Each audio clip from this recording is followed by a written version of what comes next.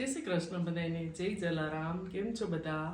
તો બહુ ટાઈમથી રિક્વેસ્ટ આવતી હતી કે તમારું હોમ ટૂર કરાવો, તો ફાઇનલી આજે અમે આવી રહ્યા છીએ હોમ ટૂરનો વિડીયો લઈને. તો ચલો બતાવું તમને આજે મારું ઘર. જય શ્રી કૃષ્ણ, જય જલારામ. તો અહીંયા એન્ટ્રન્સમાં છે આવી રીતે અમે સેફ્ટી ડોર કરાવ્યો છે કે બાળકો આપણે આમના ઉભાઈ રાખી શકીએ આપણે અહીંયા સ્ટોપર મારીને. અને અહીંયા છે અમારું શૂ રેક, બરાબર. ચલો, અહીંયા મસ્ત મજાના ગણપતિ દાદા રાખ્યા છે. તો સૌથી પહેલા અહીંયા એન્ટ્રન્સમાં છે અમારા ભગવાન રામ, જે આપણે અયોધ્યાના રામ છે ને એ રામ છે અહીંયા. અને એની ઉપર મની પ્લાન્ટ રાખ્યો છે એટલે એવું લાગે કે ભગવાન ઝાડની નીચે બેઠા હોય એવું, બરાબર. આ આખું ટીવી યુનિટ છે એટલે થોડું ઘણું ડેકોરેટ કરેલું છે. અમારા હસબન્ડ ક્રિકેટ રમે છે, એને ટ્રોફી આવેલી છે એ છે. અને અહીંયા વોલપેપર કરાવેલું છે. અને અહીંયા સોફ્ટ ટોયસ, ટ્રોફીઝ ને થોડુંક ડેકોરેશન કરેલું છે. અહીંયા છે અમારા જલારામ બાપા, ગણપતિ બાપા, બરાબર. તો આ રીતનું છે. અને અહીંયા મારી દીકરીના ટોયસ રાખી શકીએ એના માટેના ડ્રોઅર કરાવેલા છે, ખાસ કરીને કારણ કે બાળકો મોસ્ટલી હોલમાં જ રમતા હોય એટલે અહીંયા 4 ડ્રોઅર આ રીતે કરાવેલા છે. અને અમારા ઘરની થીમ રાખેલી છે બ્લેક, વ્હાઇટ એન્ડ ગ્રે. તો અહીંયા છે 7 સીટર સોફા અને એની ઉપર કુશન્સ રાખેલા છે. અને કર્ટેન્સ પણ ગ્રે અને વ્હાઇટ જ રાખેલા છે, બરાબર. અને અહીંયા પણ એક મની પ્લાન્ટ છે. અને આ વોલ ડેકોર મેં મારી જાતે બનાવેલું છે, બરાબર. અને અહીંયા 2 ખાટલી રાખેલી છે આવી રીતે, બરાબર, બેસવા માટે. અને એની ઉપર મની પ્લાન્ટ રાખ્યો છે એટલે આમ સવારમાં બેસવાની મજા આવે. તો અહીંયા ડબલ કર્ટેન છે, ગ્રે અને વ્હાઇટ. અહીંયા અમને હોલમાં એક બાલ્કની આપેલી છે જેમાં અમે નાનું એવું ગાર્ડન કરેલું છે. જો બેસવાની ખૂબ મજા આવે એવું ગાર્ડન છે. અને નીચે અમે ગ્રાસ પાથરેલું છે. જો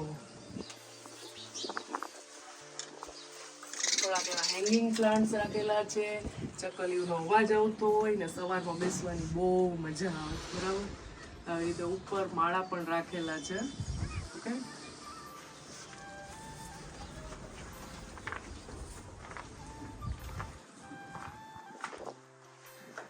અહીંયા છે અમારો ડાઇનિંગ એરિયા. આખું માર્બલનું ડાઇનિંગ છે અને ગ્રે કલરની ચેર છે.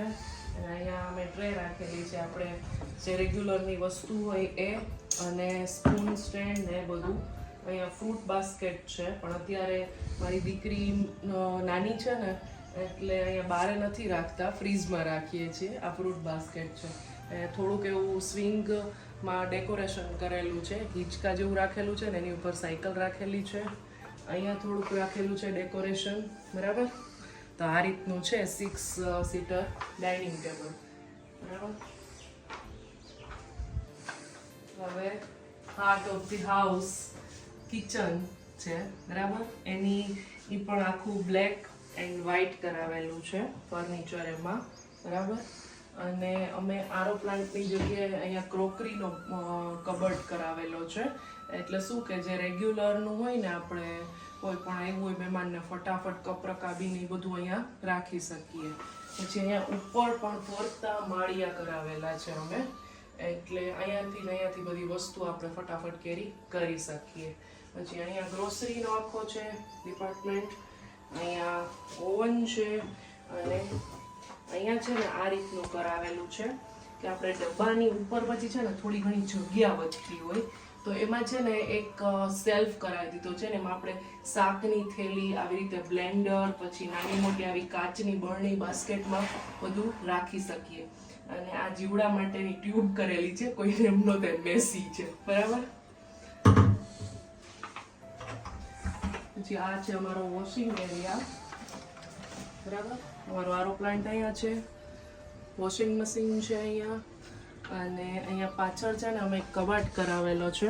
એ લોકોએ અમને 2 સેલ્ફ આપેલા હતા ને 3જો સેલ્ફ અમે કરાવેલો છે, બરાબર. તો અહીંયા આપણી બધી વસ્તુ રહી જાય એટલા માટે અહીંયા 3જો સેલ્ફ અમે મૂકાયો છે. ને પછી આ રીતે દરવાજા કરાવી દીધા અમે, બરાબર.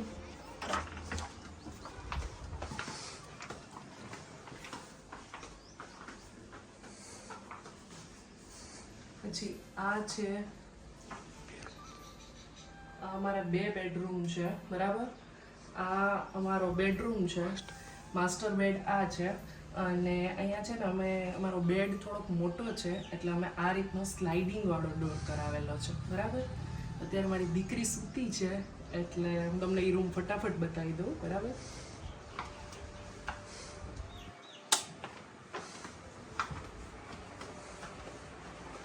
આ છે અમારો બેડરૂમ, બરાબર.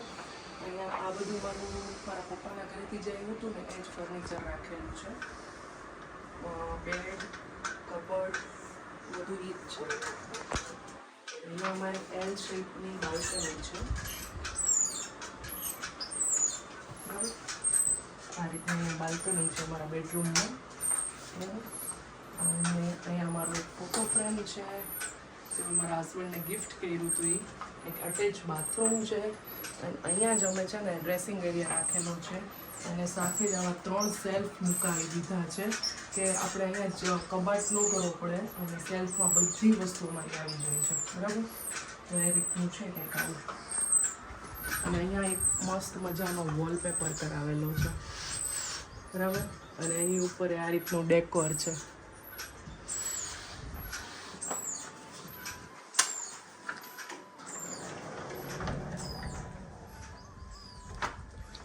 અને આ છે અમારો સેકન્ડ રૂમ.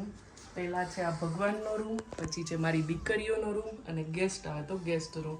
તો અહીંયા છે મંદિર સૌથી પહેલા, બરાબર. જ્યાં ઉપર મારા ઠાકોરજી છે, નીચે માતાજી છે. અને અહીંયા છે એક ડ્રેસિંગ ટેબલ કે જ્યાં છે ને દીકરીઓ બે સ્ટડી કરી શકે અને રેડી પણ થઈ શકે, એટલે મિરર પણ છે ને ડ્રોરમાં એની વસ્તુ પણ રહી જાય. અને કોઈ પણ મહેમાન હોય તો એને વસ્તુ જોતી હોય તો એના માટે બાસ્કેટ રાખેલું છે. કબર્ડ છે અને બેડ છે. આ છે ને સ્ટોરેજવાળા નાના 2 બેડ છે, એટલે અમારું બધું સ્ટોરેજ અહીંયા આવી જાય છે, બરાબર. અને ઉપર પણ અહીંયા આ રીતના માળિયા કરાવેલા છે, એટલે આપણી બધી વધારાની વસ્તુ અહીંયા રહી જાય, બરાબર. પછી અહીંયા એક નાની એવી સ્ટેન્ડિંગ બાલ્કની આપેલી છે, આપણે ઊભા રહી શકીએ ને એટલી ખાલી, બરાબર. અને અમે ઘઉંની કોઠી રાખવા માટે આ રીતનું કરાવેલું છે, બરાબર. અહીંયા મોટું આ રીતનું ખાનું. અહીંયા ઉપર જે ઇસ્ત્રીના કપડાં હોય ને એ રાખી દઉં છું, અને નીચે આ સ્ટીલની મારી કોઠી રહી જાય છે, એટલે અહીંયા પણ બધું આવી જાય. કારણ કે અમારા આ બિલ્ડિંગમાં સ્ટોર રૂમ નથી, બરાબર. તો બસ આ રીતનું છે કંઈક અમારું ઘર. અહીંયા છે બારે જે હોલમાં હોય એ બાથરૂમ છે, બરાબર. આ મોટો છે બાથરૂમ. અહીંયા ઉપર પણ અમે આ રીતનું બાથરૂમની બધી વસ્તુ રહી જાય ને એના માટેનું કરાવેલું છે કબાટ, બરાબર.